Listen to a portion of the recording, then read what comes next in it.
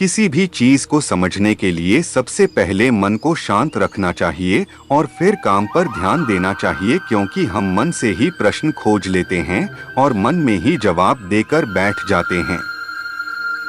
भगवान कृष्ण ने मन को शांत रखने के लिए 2 उपाय बताए हैं। श्री कृष्ण कहते हैं, मन का बेचैन होना उसका स्वभाव है।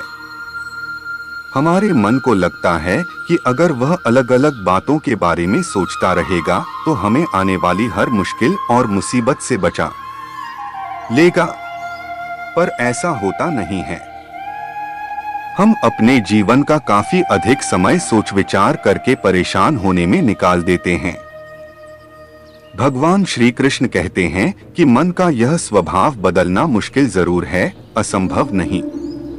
अच्छा, अब आप एक बात बताइए, क्या आप कौए को कह सकते हैं कि वो काम की आवाज ना करे?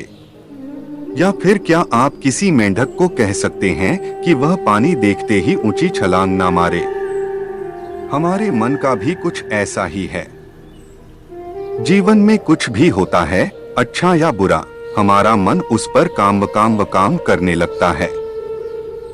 काम से मेरा मतलब है चिंता करना, व्याकुल होना। कोई बुरी बात होती भी नहीं है और मन परेशानी की ऊंची ऊंची लपटें लेने लगता है। कभी कभी तो मुझे ऐसा लगता है कि हम में से कई लोग सिर्फ परेशान होने के लिए जीते हैं।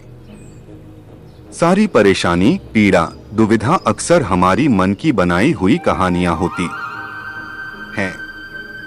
श्री कृष्ण हमें हमारे मन को शांत और स्थिर करने के लिए 2 उपाय देते हैं। पहला, ध्यान लगाना या मेडिटेट करना। दूसरा, वैराग्य भाव सीखना। अब ध्यान या मेडिटेशन शब्द सुनते ही आप में से कई लोग कहेंगे कि आप आंख बंद कर सांसें अंदर बाहर नहीं ले सकते। यहाँ हम सब गलती कर बैठते हैं। मेडिटेशन या ध्यान का मतलब सिर्फ आंख बंद कर बैठना नहीं होता। मेडिटेशन का मतलब होता है अपना पूरा ध्यान किसी चीज पर लगाना और उसे हटने नहीं देना। अगर आप रोटी बना रहे हैं तो सिर्फ उस बात पर ध्यान दीजिए। अगर आप पिक्चर देख रहे हैं तो अपना पूरा ध्यान पिक्चर पर लगाएं। यह मत सोचिए कि पिक्चर देखकर आप अपना कितना वक्त बर्बाद कर रहे हैं। जब आप जीवन के हर छोटे बड़े काम को पूरे ध्यान से करते हैं तो आपका जीवन ही एक मेडिटेशन ध्यान बन जाता है। ऐसे जीवन में शांति, स्थिरता, साहस और सफलता का होना अनिवार्य है। दूसरा उपाय है वैराग्य भाव।